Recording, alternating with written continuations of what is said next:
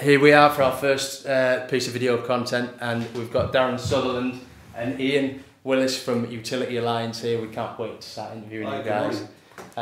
Thanks so much for being a part of what we're doing. We've just missed about 20 golden nuggets of content from the conversation we've just had in the run to this video. So sure, we'll get them again. Yeah, it's a bit of a shame, but it's class. So can we start? You guys, Darren, maybe just tell us what it is you do here, where we are in the world, and okay, right. My name's Darren Sutherland. I'm the CEO of Utility Alliance.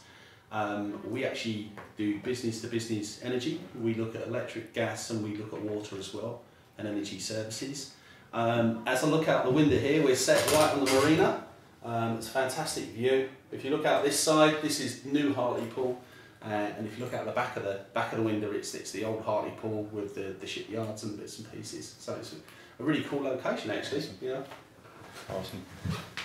Cool. How long have you been going? We've been going just over 3 years now. Yeah. Yeah. And so you just told me the staff numbers. I've forgotten, but it's massive, right? How many have you got? We've got just over 250 in Hartlepool now. We've opened an office in Sheffield back end of 2017, which has now got just over 100 in, and 6 weeks ago we branched out into Newcastle, where there's, I think the staff total is 95 at the minute. Right. This time next year we expect it to be around 300, so quite ambitious growth plans, but so far so good. And the age range for that would probably be anywhere from 16 years of age right away up to like 50. Right. So we don't turn around and say we want old people. We want lots of young people coming through the door.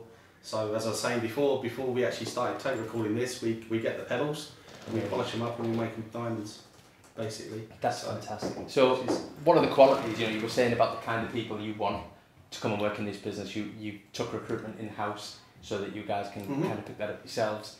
What are those qualities? What are you looking for from those people that are coming in, whether they're young or old, or is it different between the two?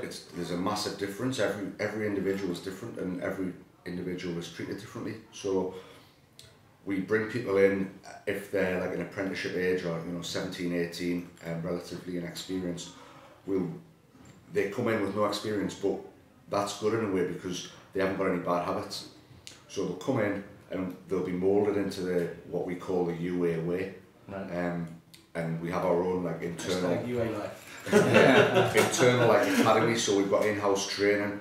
It's an open door policy right up to director level. Anyone wants any advice, they can come and get it. If they want to know about PR and marketing, they'll speak to me. If they want to know about HR, recruitment, finance, they'll go to the relevant heads of department. And once they're in, we can identify people's qualities, and you could have an individual that might be better suited to one role than another. So there is a genuine, it's fluid, and there's a genuine opportunity for career progression within the company. That's amazing. Have you got any examples of that career progression, or is it? We got a guy that came in. He had a lot of work to be done. Adam Turner. He came with us. He started as an apprentice, went for his apprenticeship, became a lead generator, progressed very quickly, then become a closer, and now he's put in for actually being a team manager. Amazing. So it's actually amazing. And them type of stories, they're the success stories, and we've got lots of those within the business. Awesome. The way that works as well is like when we bring a new starter in at a relatively young age, as I said earlier, like 80% of our staff are aged 18 to 25. So if we've got a young lad who's 21, 22-year-old, and he's on the verge of like a management level, we can put him in front of the new starters and say, look, we're not just giving you the, I was going to swear there, we're not just giving you the general, crap. Yeah. We're, here's an example of someone who started as you did, and he's now knocking on the door at senior management level. That's amazing. And that's better than any training module or any magazine article or anything like that, which goes through all the corporate banter, and it's a real life proof that there is an opportunity for progression. So you're basically saying that you'll help them get their own aspiration. Absolutely, yeah. As long as they want to work, absolutely, you'll give them the opportunity. Yeah. You give them a journey path. Obviously, you make your own luck in life. And I think by actually sowing them seeds, it becomes quite fruitful. Because not only you've got young people starting within your business, you've got loyalty, you've got the respect. They're earning good salaries.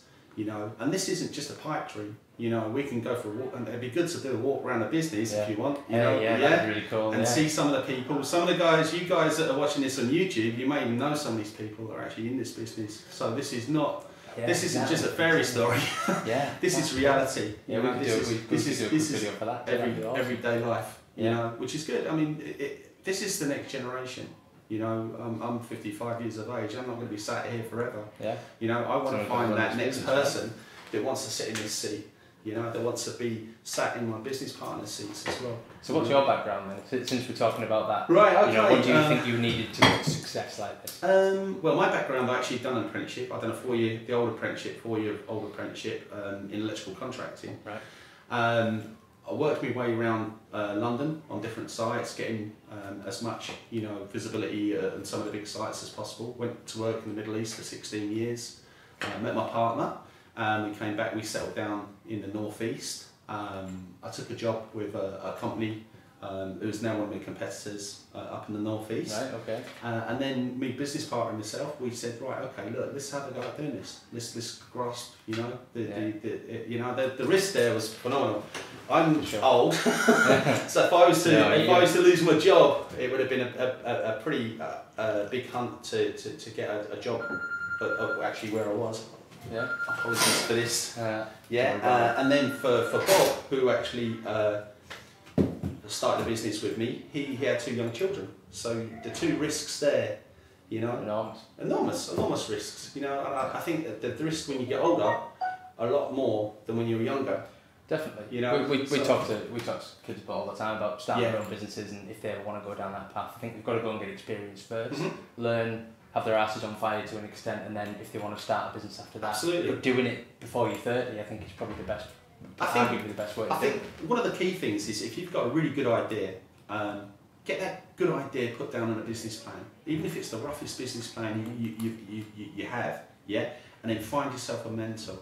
You know, I mean, I'm very keen to help young people. I'm very keen to see if I can help with business plans, or if I can help with the ideas. You know, I want to get involved more with the colleges, actually going and having chats, you know, about career progression, you know, and how we got from where we are from our start of, we started in an office this size, you know, so everyone has to start somewhere, you know, even if you start in your business in your bedroom, or you start in your garage or whatever, you know, everyone has got to start somewhere, you know, but you've got to have, I think, belief and passion.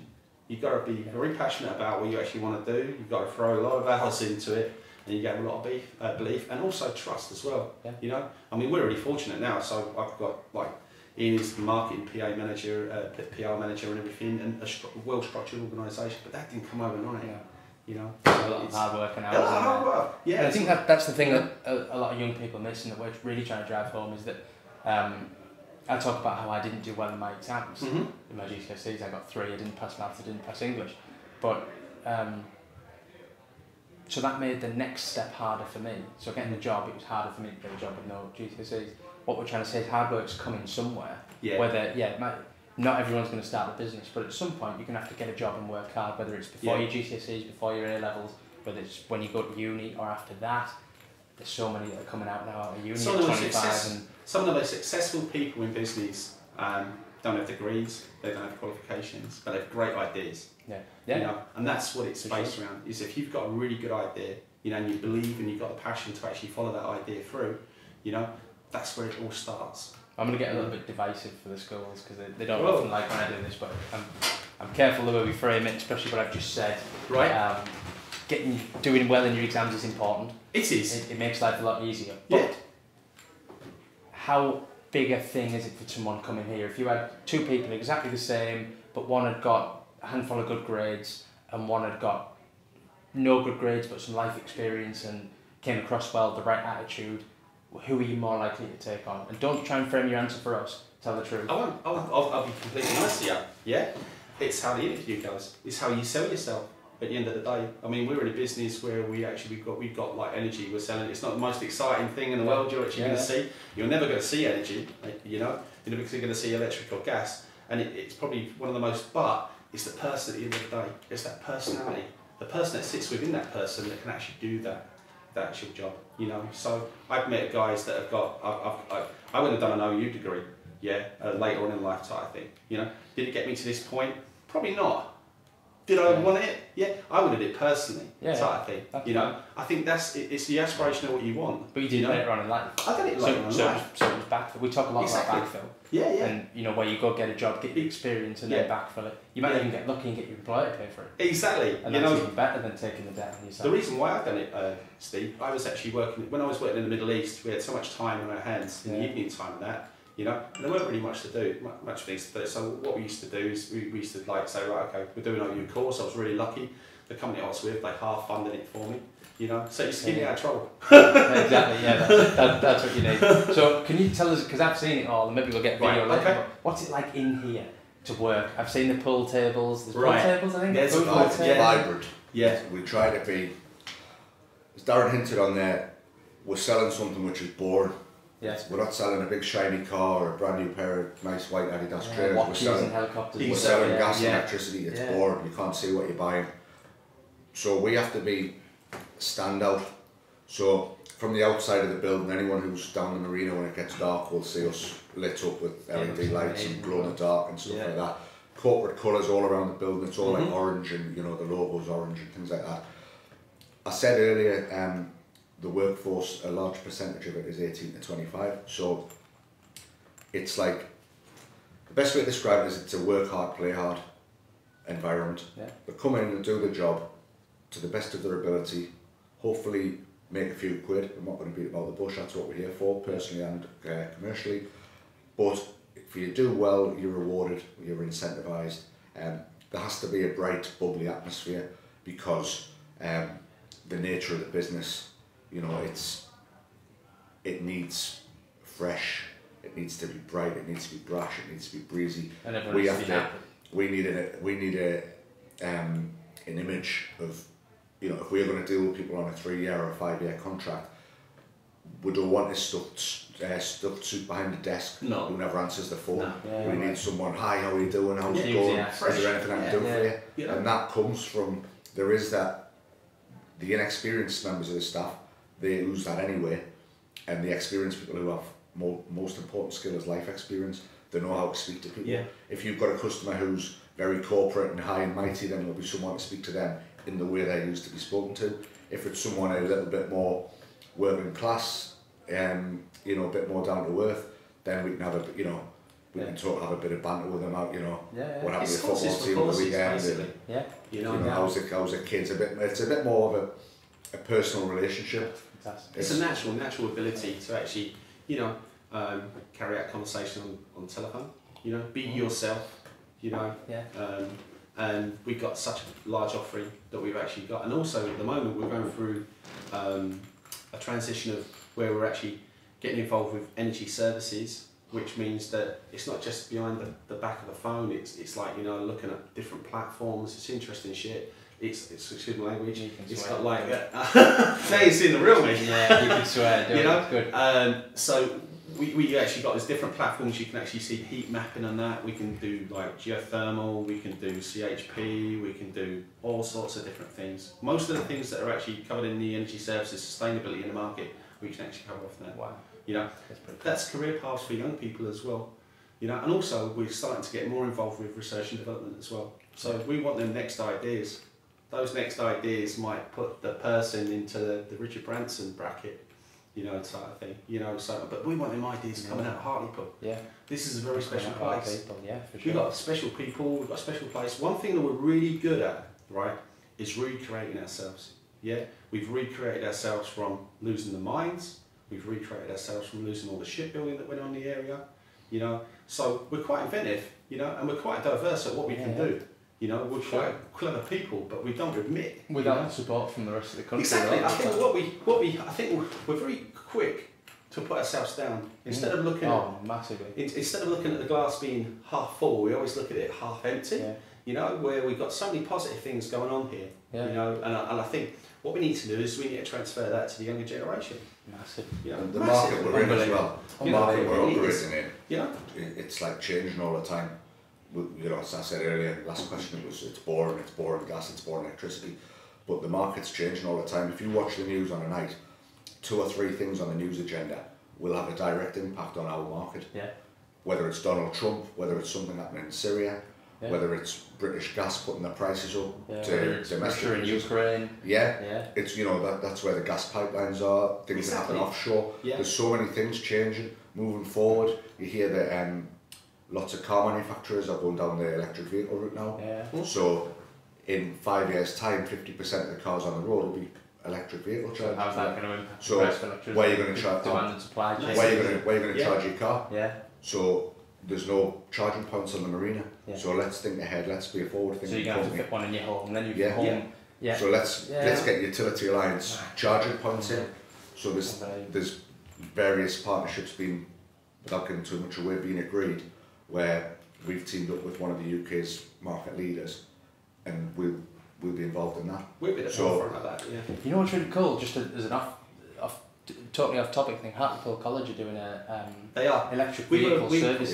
We was over there. We were over there. We were right there. We're in there at the start. That's right at the start. We're trying to stay one step ahead, and so when everyone realises, oh shit, we need blokes to charge their cars up, we can say, well, there you go, we've already got one. You're going to need one. You need one at home. You'll need one at work. Maybe a portal if there's a. And then if you're going shopping, you know, the EV electric vehicle revolution is going to be such a big process, and I don't think, and there's a good lot of exploration there for forward-thinking young people, you know, of the future. That this is going to need to be catered for in a really big way. And if we're going to take all the cars off the road that are actually diesel or petrol, they're all going to need charging points. The infrastructure for that is quite immense when you actually start thinking about the whole country. You know, and this is something that's it's not going to happen overnight. By 2000, all these petrol stations. Exactly. 2030. This is we've got to start being, you know, I'd say probably 85% on the way there. I mean, imagine driving down the A1. I know how many millions of times I've done it. I'm sure you're the same. You know, instead of all the petrol stations, you'll be seeing banks of batteries, presumably. You're young enough to appreciate this, Steve, and all these people that are going to be watching this. You know, I'll be sat in probably some care home somewhere. No, you won't. You'll still be on the electric wheelchair. You'll still be here working. That's how it's going to work. Well, hopefully you've got one in petrol powered one. I don't know. This might be the last question now, but I don't know if you're this far down the journey yet, or if it hasn't happened, or maybe you don't want to share the story. It's fine if you don't. What about people who've left, who've done really well, and managed to get themselves another job, not necessarily with a competitor, I don't know, just because they've got skills and experience from here, and that's allowed them to do something else. You know, that really, you know, when Ian threw the numbers out of that, I know the management team, myself, Bob and Phil, we're very proud, you know, that all the people that actually come and work here, even the people that have actually left here and they've gone on to further employment somewhere else, it makes me proud because obviously they came and worked with us. Now, whatever reason they left this for, that's up to them. It could have been because they moved, it could be more money, it could be anything. But the people that actually work with me, I'm very proud of this because it's a big responsibility, you know, because we're not only giving them jobs, but we're spending the money in the town and everything like that, which is really, really good, you know, and it's about businesses stepping up and getting involved with young people. Yeah, for sure. You know, and it's not just, I mean, if we can do it, we're only 3 years old as a company. You know, there's companies that have been out there probably 10 times the length of what we've 30 years, 4 years now. If we can do it, everyone can do it. Everyone can do it, One person, if every business in Hartlepool took one young person on, how much unemployment would there be? And how many people are you upskilling? Even if you want to give them a year, and they've got to go off and find another job, you've skilled one person. We've skilled people up. Because that experience is massive. If you get someone who's already had a job and they come in here for an interview, they know how to present themselves, they know how to talk, they know what time to turn up, they don't dye their hair funny colour. You probably don't mind it here because it's that kind of environment. But if the rules are don't dye your hair blue, and you've got people who are coming in dyeing their hair. That is great. I wouldn't mind if it was orange. Exactly. Everyone dye their hair orange. Orange is the new green. Maybe you should do that as like a competition. Everyone dye their hair orange. Well, but that's important. I think that experience is massive. One thing I'd like to get across is we are still learning as a business. We are by no stretch of the imagination the finished article. We've made mistakes, we're probably still making mistakes. 3 years down the line from now, we'll look back and think, Jesus, 2018 we did that, what were we thinking of? We're still learning as well. You haven't got a level of directors and then senior management who say this is the way to do it and we're not flexible. We will take advice from the younger members of staff or someone who's come in from a different business and say, well, why don't you think of doing this? You know, we are open to ideas. There's that I said before, there's an open door policy for the directors, and they'll listen. You know, if the idea is crap, they'll say, shut the door and, you know, don't be so stupid. But a lot of things are taken on board, and if it progresses the company, then we'll make change. And that's a huge opportunity. And just to put it in perspective, you said I'm 27. Yeah. You know, all right, I run a couple of businesses now, but I've had a say for a long time in other businesses I've worked for. When you were 27, did you have a say? No. Or were you still making coffee? No. Or were you in the middle somewhere? I was probably in the middle, you know. But if it wasn't for people like you, and I'm not just saying this because you're sat in front of me, yeah, if it wasn't for people like you that were highlighting this and it's put it on social media and that, yeah, it'd be a very, you know, dark place for the young people, yeah, you know, to actually be, you know. So if you're watching this now, I want you to all ring up and have a chat with my team. Yeah, we need all of you young people out there, you know, to get yourself a career and come and work for us. Yeah, send your CVs. Send your CVs in, please. I can guarantee if everyone sends me a CV, I guarantee every single person in an interview. Unbelievable. You know? That's amazing. I really will. That's cool. You know, and I'll tell you what I will do as well. If I'm not out of the building on that day, I'll make sure I come into some of those interviews as well. Wow, that's awesome. That's pretty cool. You know, they're always, you know, come and have a cup of coffee with us. You know, have some biscuits, sit down. You know, let's have a chat. It's good coffee as well. That's not. Yeah, that's is it? It's not just instant. I don't think that's a pretty decent coffee. Is that from your personal collection? Absolutely, yeah. I've dropped him in it now. Right. If you had to leave everyone that's watching with a message, what would it be about this business and getting a job here? I would say, as a young person, you create your own luck and your own journey. Yeah. This is not what our life isn't a dress rehearsal. We're in the real, the real time. You know. So take every opportunity you can. Grab hold of it. You know. This is one life. We only get one go at this. Yeah. You know. Let's give it a go. You know. Perfect. I would echo that, and I would say check out the social media that we do, the Facebook, the Twitter, the LinkedIn, even the Instagram. There's real life success stories on there. We're not just sitting here and bullshitting you. You know, people join us, they'll do well, there's career progression, they'll make a few quid, they've got a nice car. Have a look at the case studies which are out there, and you know, follow the links for recruitment, any advice you want, that type of stuff. And as Darren said, the door's always open. Always open. Look forward to welcoming you in. Yeah. And if they don't like it, they can just bounce and go and do something else. Yeah, just that's what you can do now. You know, exactly. Awesome. You know? That's just beautiful. Thanks, guys. Thank you. I'm going to get a really, good seeing you. I'm going to get a quick bit at the end. Look, that's magnet stuck down. just to look out the window for everyone at the end, just so they can see how. It's a sunny day today. Can you imagine working here in this weather? It's fantastic.